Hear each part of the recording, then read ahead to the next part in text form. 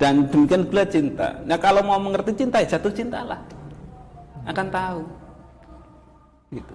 Yang sejati tentu, bukan yang kemudian.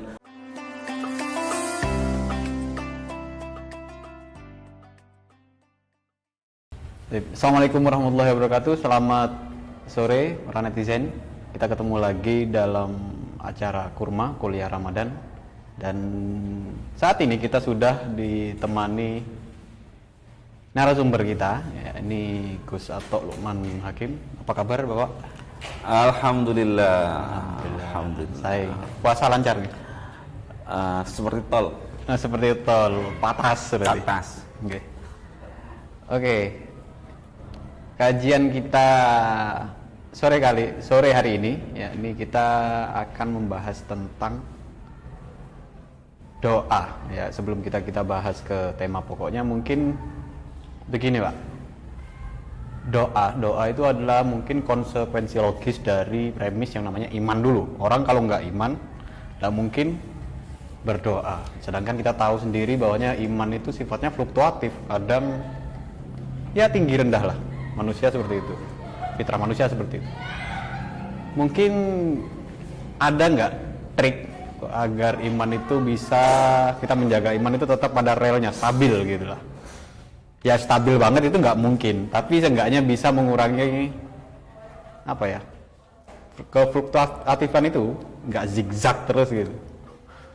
Ya. Iman itu kan pasti kun bil qalbi, takrirun bil lisan, dan dibuktikan dengan amal perbuatan. Harus ada satu kesinambungan antara hati, kemudian ditabyinkan, dijelaskan kepada orang lain, kemudian dibuktikan dengan perbuatan. Itu kira-kira iman kan begitu. Dan iman itu pada intinya kan ada di dalam hati, dan itu memang sifat hati itu memang bolak-balik. Dan iman itu juga seperti karet, bisa melar, bisa mengkerut gitu. Nah itu saya setuju. Nah persoalannya bagaimana kemudian kita menjaga konsistensi iman. Dan menurut saya yang harus dilakukan adalah selalu menjaga kesadaran. Jadi kesadaran tentang makrifat kita, tentang diri kita sendiri itu siapa. Sehingga ketika kita mengetahui diri kita siapa, tentu secara tidak langsung akan membantu mengetahui Tuhan itu siapa, hak kita apa, hak Tuhan apa. Nah kata kuncinya di kesadaran. Jadi agar supaya kita tidak ghaflah, selalu selalu bangun sadar akan identitas kita. Tuh. Oke. Cukup menarik. Ya ini karena mungkin ada term yang sering kita dengar ini, man arafa nafsa faqad arafa rabbah. Oke. Salah satu cara kita mengetahui Tuhan dengan mengetahui kita terlebih dahulu, diri kita terlebih dahulu. Tapi ada pertanyaan yang timbul begini. Apakah dengan nalar yang seperti itu, ini mungkin pertanyaannya agak genit ya. Apakah itu Tuhan itu bukan proyeksi akal kita kalau begitu, Pak? Ya, yang jelas di dalam Quran sendiri sudah ada penegasan walam yakul lahu kufuwan ahad, atau laisa kamitslihi syai'un, atau di dalam sifat Tuhan sendiri itu mukhalafatul lil hawadisi, berbeda dengan yang baru. Yang baru itu termasuk prasangka manusia, pikiran manusia, proyeksi manusia, itu jelas berbeda. Nah oleh karena itu dalam memahami Tuhan itu kan yang kita pahami, satu hal yang harus kita pahami bahwa apapun tentang yang kita proyeksikan itu tentang Tuhan, itu tentu bukan Tuhan itu sendiri. La ya'lamu huwa illa huwa. qudratahu illa huwa. Jadi tidak akan pernah tahu kekuasaan Tuhan, iradah Tuhan ya selain Tuhan itu sendiri. Tidak akan pernah tahu Tuhan selain Tuhan itu sendiri. Jadi ada kontradiktif. Semakin orang sebenarnya dikatakan mengetahui Tuhan, dia sebenarnya di dalam kesadaran semakin tidak tahu Tuhan. Gitu. Nah, tadi kaitannya dengan kata irodah. Mungkin ini ada kaitannya dengan tema kita ya. Kenapa mesti berdoa? Dalam akidah kita atau mungkin dalam beberapa aliran teologi itu yang bermacam-macam. Itu ada bahwasanya takdir, qadha itu sudah qadha dan qadar itu sudah final, sudah selesai, sudah tertulis. Nah, kenapa kita mesti harus berdoa kalau memang itu semua hal di hidup kita itu sudah ada skenarionya gitu. Kenapa kita harus berdoa? Ya sebenarnya kalau saya sendiri berdoa itu seperti ekspresi manja saja. Ekspresi manja. Ya sebagaimana kalau sampai punya pacar atau punya istri, ya kadang-kadang ada hal-hal yang bersifat gimmick itu yang penting untuk menambah kemesraan. Artinya itu harus dipahami dalam konteks cinta sebenarnya. Ini hanya bisa dipahami oleh yang sudah punya pasangan memang sebenarnya. Oke. Iya. Ya. Cukup menarik. Dalam perspektif yang lain kita lihat dalam perspektif yang lain. Berarti kalau misalnya itu hanya gimmick, kayak kata Samen bilang tadi, itu gimmick hanya apa ya? Ekspresi manja. Iya, ekspresi manja. Berarti manusia itu tidak punya kuasa atas dirinya dong? Ya memang iya. Apa itu nggak terjebak dalam fatalis? Saya sebenarnya berusaha untuk tidak mengingat tentang Jabariyah atau Qadariyah sebenarnya. Okay. Tapi saya mengingat ini sendiri. Jadi bahwa relasi saya dengan Tuhan atau sebenarnya relasi kita dengan Tuhan itu relasi yang saling mencintai sebenarnya. Maka relasinya apapun bentuknya harus dimaknai dalam konteks saling mencintai. Kadang-kadang pasangan itu kan istri itu kadang-kadang mencubit suaminya kan bukan dalam rangka benci gitu, tapi dalam rangka sedang bercengkrama gitu. Demikian juga Tuhan menguji kita dalam hal-hal yang kelihatannya bagi orang lain itu menyusahkan, itu sebenarnya sedang bercengkrama dengan kita. Jadi apapun itu saya maknai sebagai sebuah relasi cinta. Relasi cinta, iya. Berarti doa itu adalah bentuk ekspresi cinta. Iya. Ekspresi cinta. Oke, menarik. Oke, ekspresi cinta, doa itu dengan bilang tadi merupakan salah satu bentuk ekspresi cinta. Tapi apakah lawan dari doa itu kan pasrah kan, orang yang nggak mau, misalnya tawakal gitu kan gini. Apakah tawakal atau pasrah itu juga bentuk dari cinta juga? Tawakal itu menurut saya itu bukan seperti orang yang kemudian rebahan terus bermimpi mendapat apa gitu, enggak. Jadi tawakal bagi saya adalah ketika dia menempatkan porsi yang sudah ditentukan. Misal kalau memang dia mendapat mandat di dunia ini menjadi petani, ya pasrah itu artinya dia menjadi petani sebagaimana petani yang sewajarnya gitu. Jadi pasrah itu bukan kok, kalau orang kehilangan, seyogyanya orang kehilangan ya mencari, itu tawakal. Jadi tawakal itu sebuah sikap batin, sebuah tindakan yang didasarkan kepada bahwa kita memang harus berbuat ya sebagaimana yang harus dilakukan. Bukan kemudian terus rebahan, kemudian berharap, itu kan tamani namanya, bukan pasrah. Nah, doa itu bagi saya itu di samping sebagai ekspresi cinta, sebenarnya ini sebagai, kalau dalam bahasa hermeneutik ya, di dalam bahasa agama itu kan, bahasa agama kan tidak hanya teks, tapi juga berupa ekspresi.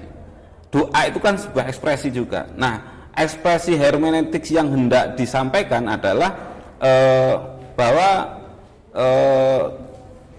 sifat dasar manusia yang memang dhaif, yang memang ajuz, yang memang dalilun, yang kemudian juga fakirun, sebenarnya itu yang hendak disampaikan, sehingga kemudian kita tahu hak Tuhan itu seperti apa dan kita itu seperti apa. Makanya ini relasinya, semakin kita mengenal diri kita akan semakin mengenal Tuhan kita. Nah, ini sebenarnya proses yang tidak berujung gitu. Sebuah proses yang tidak berujung, karena pada hakikatnya la ya'lamu huwa illa huwa. La ya'lamu huwa illa huwa. La ya'lamu sifatuhu illa huwa. Begitu. Kalau mungkin di bahasa hikam itu ada sebuah term, tapi kayak hikam itu kan biasanya banyak dikaji-kaji di pesantren, Pak. Ya. Oke. Itu ada kaul yang bilang la yakunu talabuka lahid sababan ataihi sabik. Maksudnya tapi apa ya? Enggak ada doamu, bahwasanya doamu itu enggak akan merubah terhadap pemberiannya yang memang itu sudah ditetapkan sejak zaman dulu, di zaman azali. Jadi kayak gimana ya, berarti kita percuma dong berdoa. Makanya kalau ini tidak dipahami sebagai bahasa cinta itu repot. Bahasa cinta itu kan kita sudah tahu nanti itu kita akan katakanlah akan tidak mampir ke KFC misal. Tapi Mas gimana Mas, kita main ke KFC itu padahal hanya menggoda gitu.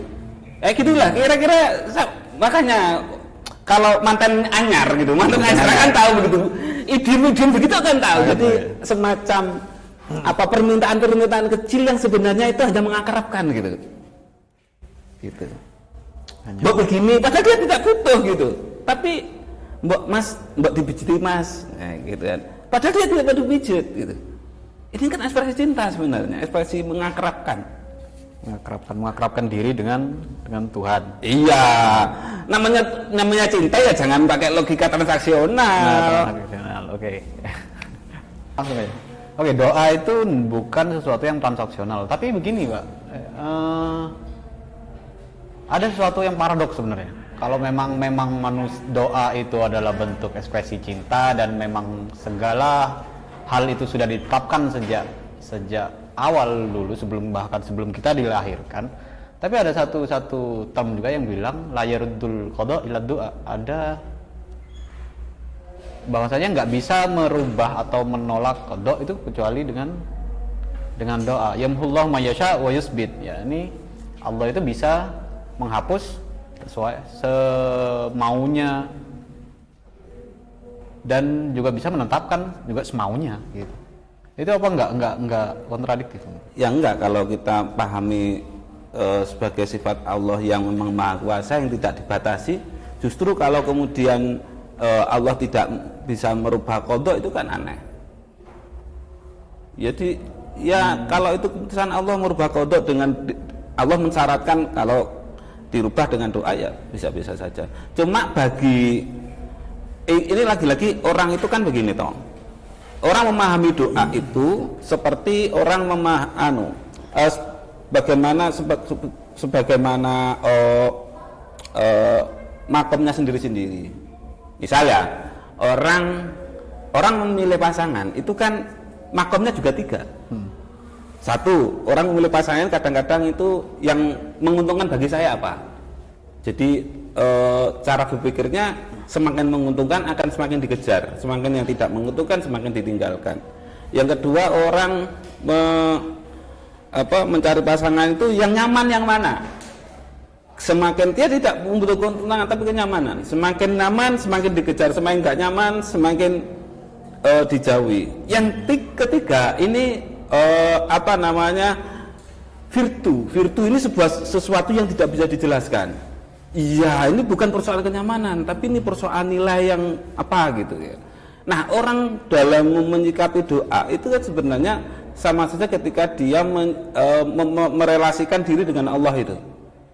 Kalau Allah itu hanya dipahami sebagai orang zat yang kemudian bisa memenuhi kepentingan kesenangannya dunia, ya doanya ya doa untuk kepentingan dia sendiri dunia itu, ya selamat dunia, untuk sugih macam-macam itu.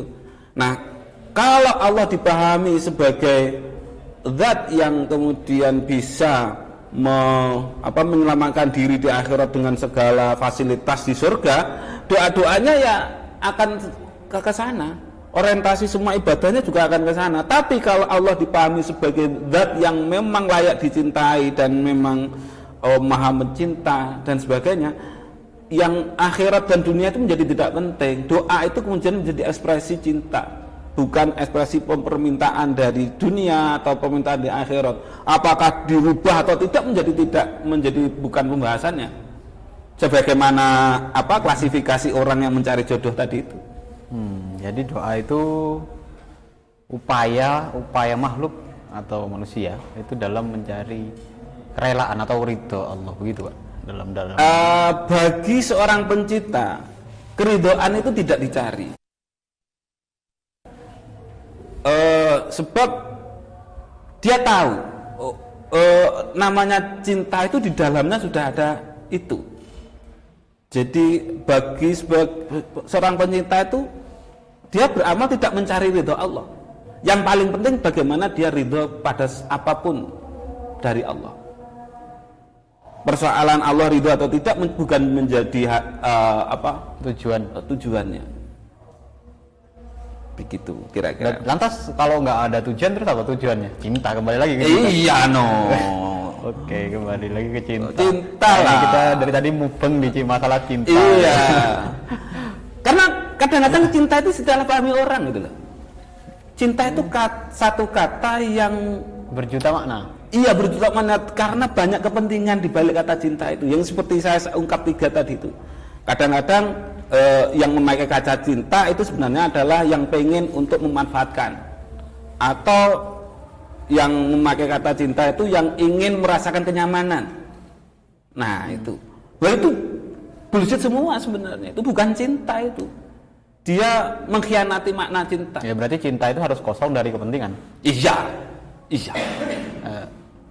Itu gimana? Itu coba dijelaskan mungkin lebih agak rumit kan. Misalnya kita cinta itu kan ya balik lagi dalam pengertiannya kan macam-macam ya, hasrat, keinginan. Tapi kalau kita mengkosongkan cinta itu dari kepentingan, itu ada banyak gimana ya? Ada banyak hal yang tidak bisa dijelaskan, seperti rasa itu nggak bisa dijelaskan, dan demikian pula cinta. Nah kalau mau mengerti cinta, ya jatuh cintalah, akan tahu. Gitu. Yang sejati tentu, bukan yang kemudian berkepentingan kayak gitu. Kalau kemudian cinta hanya diabdikan untuk kenyamanan dirinya, itu sudah bagi saya sudah mereduksi makna cinta habis-habisan.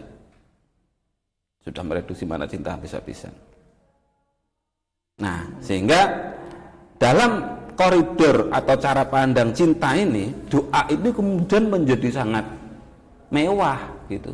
Menjadi satu perangkat di mana ekspresi cinta itu bisa betul-betul dieksplor gitu, doa itu. Nah, kalau kemudian bukan dalam konteks cinta, tapi dalam konteks tadi itu, kepentingan dunia atau akhirat, itu seakan-akan menempatkan Tuhan sebagai pelayan, tanda kutip ya, untuk memenuhi kebutuhan itu. Wah, itu bagi saya sudah tidak terlalu pantas gitu.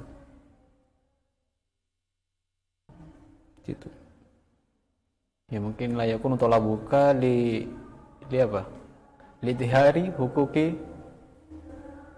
waliyakun talabuka li tihari hukuki rububiyah. Ya, atau jadi kamu itu seperti itu bahasanya. Jadi kita berdoa itu pertama karena memang diperintah oleh Allah. Diperintah kan, tapi motifnya kan tidak tergantung kita. Kalau motifnya kemudian terus maksa, kan ngatur Gusti Allah. Padahal arif nafsaka anti tadbir, bahwa kita tidak boleh, ya, artinya di dalam hikam itu ari nafsuka anti tadbir. Jadi berhentilah kalian untuk mengatur Tuhan gitu. Fama qama ghairuka anka minhu falat wama qama ghairuka falatakum minhu, kan gitu kalau al-aswab gitu. Jika ada sesuatu yang sudah mengatur, ya kamu jangan turut campur ngatur, enggak pantas. Nah, doa itu diwarning oleh Ibnu Atha di dalam hikam itu bisa menjadi instrumen untuk mengatur gitu diri kita sendiri, mengatur Tuhan. Nah, itu enggak pantas. Secara adab tidak pantas. Mengatur diri sendiri. Ya, arif nafsaka anit tadbir, mengatur kita kan sudah diatur sebenarnya oleh Allah. Sudah didesain seperti anak TK itu kan. Anak TK itu kan sebenarnya 90% kan memang diatur orang tuanya. Bagaimana dia makan atau apa. Coba kemudian anak TK ngomong, "Saya pengen pedahan motor gitu." Pengen mengatur dirinya pakai pedahan motor kan wong sudah diatur kok. Dia mau ngatur dirinya kan akhirnya dia tidak tahu kapasitasnya kayak apa, akhirnya bisa celaka kan, dari situ. Nah, gambaran seperti itu sebenarnya sama dengan makhluk, bahwa manusia itu sebenarnya cara menyikapi ajaran beragama ini sebenarnya dengan harusnya dengan cinta, dengan adab, dengan kedalaman rasa gitu. Bukan dengan berjalan berdasarkan dengan kepentingannya. Sekarang banyak kok sama-sama yang dibaca, tapi karena kepentingannya berbeda menjadi ekspresi, manifestasinya menjadi berbeda. Dalam proyek sejarah sosialnya juga berbeda karena kepentingannya yang berbeda. Jadi agama itu bisa menjadi aparat ideologis dari sebuah kepentingan gitu. Oke, aparat ideologis. Jadi yang mengkontrol gitu, Pak. Checks and balance. Ya, dia menjadi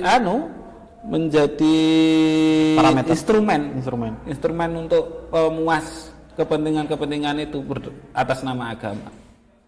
Baik yang itu yang terang benderang seperti politik, atau yang siri atau yang tersembunyi di bawah nafsu manusia itu. Banyaklah orang yang kemudian memasang topeng kepentingan dan memasang jubah agama untuk menutupi topengnya itu. Demikian juga cinta, banyak terkhianati. Oke, politik. Tadi ada kata-kata politik, cukup menarik. Berarti doa itu juga bisa dipolitisasi. Iya, kasus Indonesia ya. Misal kemarin kasus Pilpres itu ada isu doa yang tertukar, ada isu yang seakan-akan mengancam Tuhan. Kalau yang satu ya doa yang mengancam itu, kalau yang ini tidak terpilih maka jangan salahkan, kalau tidak kayak gitu, engkau tidak disembah kan. Ini apa ini? Mana doa model apa ini? Ini kan doa kampanye sebenarnya. Tapi kan seperti fenomena seperti itu, maksudnya politisasi mimbar, lebih luas lagi, politisasi mimbar itu kan memang sudah terjadi sejak zaman klasik. Misalnya kita kalau lihat balik lagi ke sejarah klasik di era dinasti Umayyah, itu politisasi mimbar itu udah biasa ya. Ini Sabu Aliyin alal manabir itu udah memang jadi protapnya kekuasaan. Jadi protapnya negara itu kalau misalnya nggak ada itu nggak sah gitu. Makanya perubahan sosial yang paling efektif adalah dengan memakai isu agama. Dan itu contohnya di isu-isu awal Islam itu kan begitu. Sudah perubahan sosial di era sejarah Islam kan selalu ada politisasi agama di situ. Ada yang, kalau kita bicara tentang dinasti, mana yang tidak berafiliasi pada pemikiran tertentu. Gitu. Jadi doa itu juga bisa dipolitisasi. Sangat bisa. Bahkan dulu di awal-awal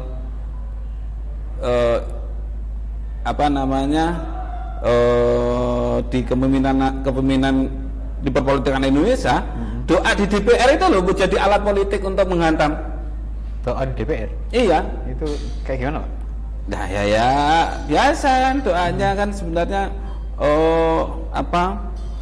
dimuati disusupi oleh permintaan-permintaan yang sebenarnya punya efek karambol untuk menyuarakan isu tertentu dan menyerang lawan politiknya, begitu.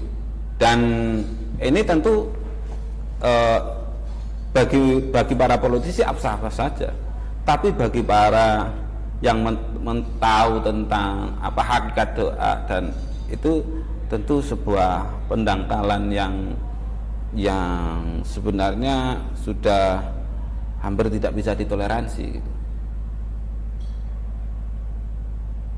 Mestinya. Iya, yang semestinya doa itu adalah ungkapan ekspresi gitu, ekspresi yang keinginan yang benar-benar tulus, itu malah di apa ya, kontaminasi oleh hal-hal yang sifatnya iya.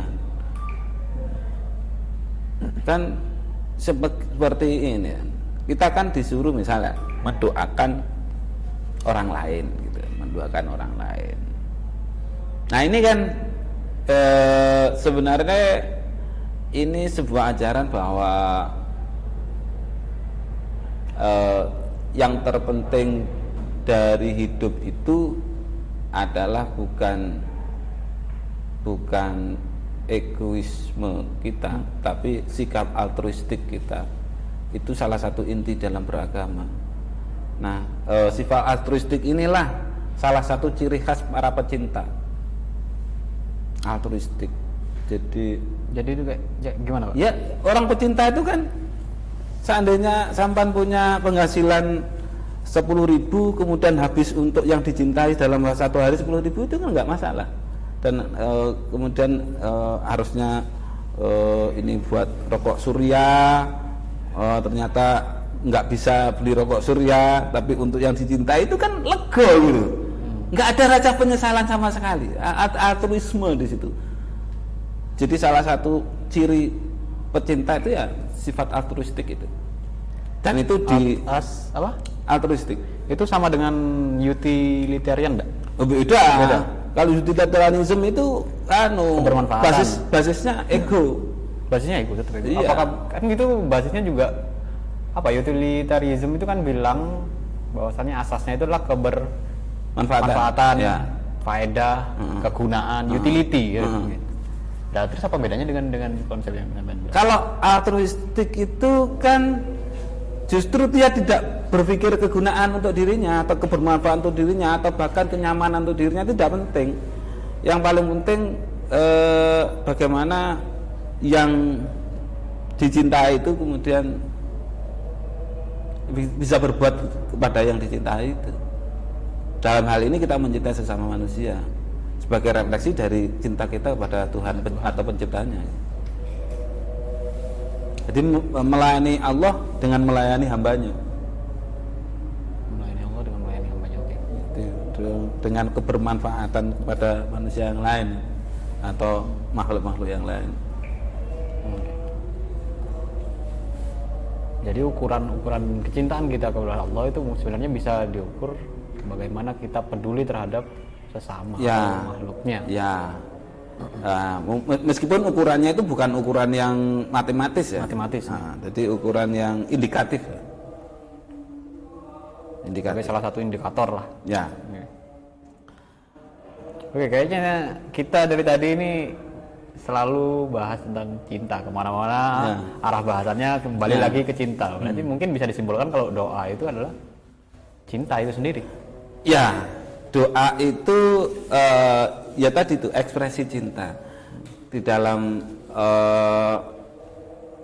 hermeneutika agama ini bisa dimaknai seperti itu, bahwa ketika merintih-rintih itu sebenarnya sedang bermanja dengan Tuhan, tidak sedang galau atau sambat, enggak, tapi memang menyatakan diri kita tidak berdaya dan ridho terhadap apapun ketentuan dia gitu. Oke, kayaknya udah banyak yang kita bahas tentang doa, mulai dari jelimet dari masalah iman, dari definisi doa itu sendiri. Tapi ada satu hal mungkin yang bisa saya simpulkan di sini dari penjelasan beliau ini, bahwasanya doa itu adalah ekspresi. Mungkin kita bisa bilang juga ekspresi tertinggi dalam cinta itu doa. Nggih, Pak? Ya, Mungkin seperti itu. Oke. Mungkin sekian sesi kita kali ini dalam Kurma Kuliah Ramadan. Jangan lupa like, comment, share, and subscribe. Oke, itu aja dari kami. Wabillahi taufiq wal hidayah. Assalamualaikum warahmatullahi wabarakatuh.